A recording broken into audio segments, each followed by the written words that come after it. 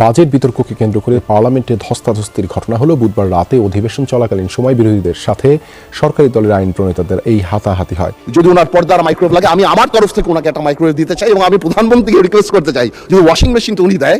এই সামান্য জিনিস নিয়ে এটি নিয়ে আর তর্ক বিতর্ক করতে চাই না। একজন বিজ্ঞ পার্লামেন্টারিয়ান আবার নিজের থেকে অফারও দিয়ে দিলেন যে আমি সব দিয়ে দেব। এদিকে আজকের সংসদে আন্দালিব রহমান পার্থ জামাতে আমিরকে গালাগালি করে গণধুলাই খেয়েছে।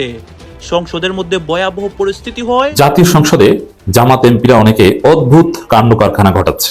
সংসদ অধিবেশনের শেষ শুরু থেকেই কিন্তু নানাভাবে কিন্তু বিতর্কিত বক্তব্য দিয়ে কিন্তু একেবারে আলোচনার কেন্দ্রবিন্দুতে রয়েছেন বিএনপি জোটের প্রার্থী থেকে এমপি হওয়া আন্দালিব রহমান পার্থ। তবে আজ সর্বশেষ দর্শক, জামায়াত এবং এনসিপিকে যে পরিমাণ উগ্রবাদী আচরণ করে সংসদের মধ্যে কি একটা বিশৃঙ্খলা সৃষ্টি করেছে আন্দালিব রহমান পার্থ, দর্শক সেটা দেখলে কিন্তু আপনারা রীতিমতো একেবারে চমকে উঠবেন যে আন্দালিব রহমান পার্থর মতো এমন একজন জেন্টলম্যানের কাছ থেকে দর্শক এমন বিতর্কিত মন্তব্য, তাও আবার সংসদের মধ্যেই, এটা কিন্তু কেউ আশা করেনি। যার ফলে তার এই বক্তব্যকে ঘিরে জামায়াত এবং কি বিএনপির মধ্যে পাল্টাপাল্টি কিন্তু একেবারে রণক্ষেত্র সৃষ্টি হয়ে গেছে সংসদের মধ্যেই, যেটা কিছুটা অংশবিশেষ দর্শক আপনারা ভিডিও শুরুতেই কিন্তু দেখতে পেয়েছেন। এবার দেখবেন বিস্তারিত। তবে তার জন্য দর্শক আপনাকে ধৈর্য ধরে সম্পূর্ণ ভিডিওটি একেবারে শেষ পর্যন্ত কন্টিনিউ করতে হবে, তবেই কিন্তু আজকের এই সম্পূর্ণ বিষয়টির বিস্তারিত আপনি একেবারে ভালো করে বুঝতে পারবেন। তার আগে দর্শক আপনার কাছে ছোট্ট করে একটি অনুরোধ, আপনি যদি আমাদের চ্যানেলে নতুন দর্শক হয়ে থাকেন, আশা করি অবশ্যই চ্যানেলটি সাবস্ক্রাইব করে বেল আইকনটি অন করে দিবেন আগেই। তাহলে চলুন সম্মানিত প্রিয় দর্শক, কথা না বাড়িয়ে আগে আপনাকে সেই মূল ভিডিওটি দেখিয়ে নিয়ে আসি। যদি ওনার পর্দার মাইক্রোওয়েভ লাগে, আমি আমার তরফ থেকে ওনাকে একটা মাইক্রোওয়েভ দিতে চাই এবং আমি প্রধানমন্ত্রীকে রিকোয়েস্ট করতে চাই যদি ওয়াশিং মেশিন উনি দেয় এবং হোম মিনিস্টার থাকলে আমি বলতাম যে উনি পর্দাটা যদি কিনে দিয়ে ওনার সংসারটা আমরা গোছায় দিতে পারতাম। এই সামান্য জিনিস নিয়ে এটি নিয়ে আর তর্ক বিতর্ক করতে চাই না। গাড়ি বাড়ি সব নিয়ে আসলেন। উনি তো আমি মনে করি একজন বিজ্ঞ পার্লামেন্টারিয়ান আবার নিজের থেকে অফারও দিয়ে দিলেন যে আমি সব দিয়ে দেব। মমতাজ থেকে আরম্ভ করে এখানে গান হয়েছে, এখানে অন্য কিছু হয়েছে। আমার কাছে মনে হচ্ছে যে ডাইরেক্টলি ওদিকে না গেলেও কিছু কিছু জায়গায় কিন্তু আমরা ওদিকে চলে যাচ্ছি। কিন্তু আমরা কিন্তু মেম্বার অফ পার্লামেন্ট ছাড়াও we are the ambassadors of the parliament. আমরা যখন বাইরে কোথাও যাই, আমরা এই পার্লামেন্টকে রিপ্রেজেন্ট করি। মানে স্পিকার, কালকে পরশুদিন পার্লামেন্ট থেকে যাওয়ার পরে আমি অনেক টেলিফোন পাই এবং সেখানে আমি ডিফেন্ড করার চেষ্টা করি এবং ডেইলি স্টার নিউজ করে Jamaat MP demands washing machine, microwaves and curtains. এটা আমাকে অনেক লজ্জা দেয় এবং আমি মনে করি এই পার্লামেন্টকে অনেক লজ্জা দেয় যে একটা মেম্বার অফ পার্লামেন্ট এখানে দাঁড়িয়ে, যেখানে জনগণের কথা বলবে, যেখানে বিভিন্ন জনগণের দাবির কথা বলবে, সেখানে একজন মেম্বার অফ পার্লামেন্ট দাঁড়িয়ে উনি ওয়াশিং মেশিন পেল না, মাইক্রোওয়েভ পেল না, কার্টেইন পেল, সেই ব্যাপারে দাঁড়িয়ে কথা বলবে। যেখানে আবার বলা হয় যে আমরা গাড়ি নিব না, আমরা প্লট নিব না এই ব্যাপারে, তাহলে আমার কাছে মনে হয় মাননীয় স্পিকার যে আসলেই যদি গাড়ি আর প্লট যখন ওনারা বাদ দিল, তখন ওনাদের বুকের উপরে কত বড় পাথর চাপা দিয়ে বাদ দিতে হলো যে মাইক্রোওয়েভ আর ওয়াশিং মেশিনের জন্য এই পার্লামেন্টে দাঁড়িয়ে কথা বলতে হচ্ছে। মাননীয় স্পিকার, আমার মনে হচ্ছে যে এই স্ট্যান্ডার্ড আর স্ট্যাচার আমাদেরকে মেনটেন করা উচিত এবং আমি বলবো আমাদের মাননীয় যারা আছেন ওনাদেরকে, স্পেশালি আমাদের বিরোধী দল, এবং এটা কালকে হয়তো আমাদেরকেও বলতে পারে, আমি জেনারেলি এটা বলছি যে উই মাস্ট, আমি শেষ করছি যে আমি খুব সিরিয়াসলি বলছি। তারপরে যদি আমার ভাই যেহেতু কমেন্ট করেছেন, উনি চান আমি ওনাকে এম্বারাস না করে আগামীতে যদি ওনার পর্দার মাইক্রোওয়েভ লাগে, আমি আমার তরফ থেকে ওনাকে একটা মাইক্রোওয়েভ দিতে চাই এবং আটা যদি কিনে দিয়ে ওনার সংসারটা আমরা গোছায় দিতে পারতাম, তারপরে যদি আমার পার্লামেন্টকে উনি এম্বারাস না করতো। আপনাকে ধন্যবাদ স্পিকার। মাননীয় সদস্য, এটা পয়েন্ট অফ অর্ডারের মধ্যে পড়ে না। দ্বিতীয়ত, যে সদস্য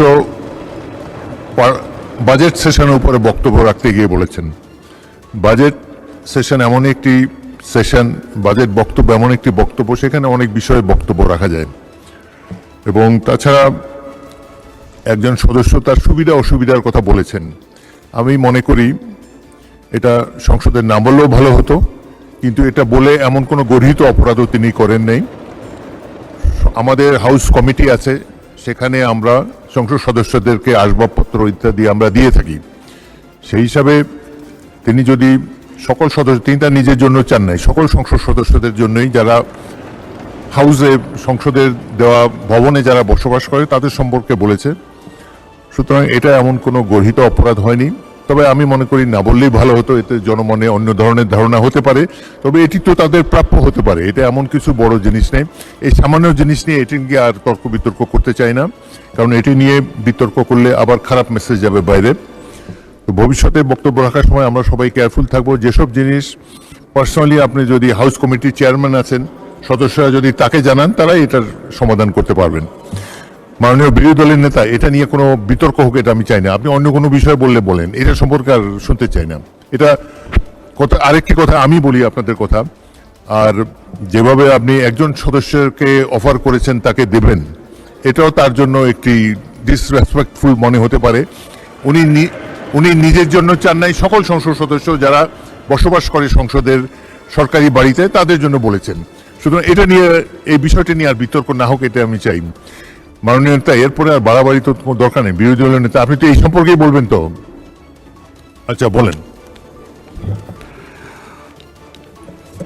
মাননীয় সদস্য পয়েন্ট অফ অর্ডারে দাঁড়িয়ে যে কথাগুলো বলেছেন, আপনি তো প্রথমেই নাকচ করেছেন যে এটা পয়েন্ট অফ অর্ডারের বিষয় না। 2 নম্বর, একজন সদস্য তিনি সবার জন্য একটা বিষয় চেয়েছেন। আপনি রাইটলি বলেছেন যে এটা হাউসে না বলে এটার জন্য কমিটি আছে, ওখানে বললেই হতো। কিন্তু তিনি এইটাকে সূত্র ধরে আবার আরেকটা, যে গাড়ি বাড়ি সব নিয়ে আসলেন। উনি তো আমি মনে করি একজন বিজ্ঞ পার্লামেন্টারিয়ান। আবার নিজের থেকে অফারও দিয়ে দিলেন যে আমি সব দিয়ে দেব। ওনার কাছে চাইছেন নাকি কেউ যে উনি দিবেন? আমার মনে হয় যে আমাদের মানসিকতাগুলো এমন হওয়া উচিত যেটা এখানে দাঁড়িয়ে অন্তত কেউ কারো সম্মানে আমরা আঘাত করব না। আমরা আশা করব যে আমি সহ আমরা সকলে আগামীতে এগুলোর প্রতি আরো যত্নশীল হব। ধন্যবাদ মাননীয় স্পিকার।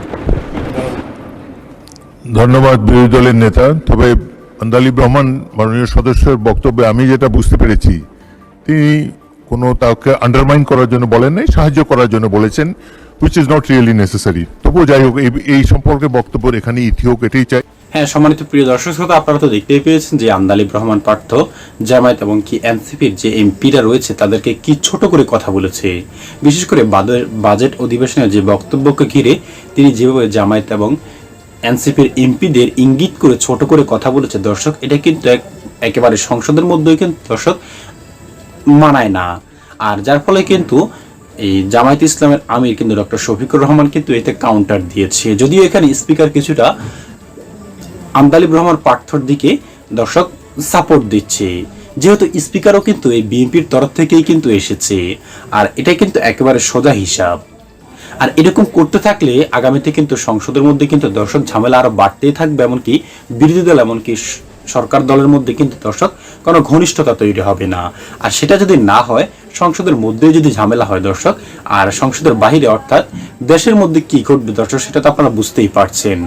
আর যার ফলে দর্শক আমরা কিন্তু একজন জনগণ হিসেবে এই সকল হানাহানি দর্শক আমরা চাই না। আমাদের দেশ শান্তিতে থাকুক এবং কি দুইটা তিনটা রাজনৈতিক দল যারা প্রধান রয়েছে তারা সকলেই মিলেই দেশটাকে পরিচালনা করুক এবং কি সুন্দরভাবে গড়ে তুলুক। দর্শক আমরা এটাই চাই। সম্মানিত প্রিয় দর্শক শ্রোতা, আজকের ভিডিওর যে টপিকটি রয়েছে, টপিক সম্পর্কে দর্শক আপনার কি মতামত সেটা অবশ্যই আমাদের কমেন্ট বক্সে লিখবেন, কারণ আপনাদের মতামতটুকু দর্শক আমাদের কাছে অনেকটাই গুরুত্বপূর্ণ। আজ এই পর্যন্ত এখানে শেষ করছি। সকলে অনেক ভালো থাকবেন এবং সম্পূর্ণ ভিডিওটি শেষ পর্যন্ত দেখার জন্য দর্শক আপনাকে জানাই অসংখ্য ধন্যবাদ।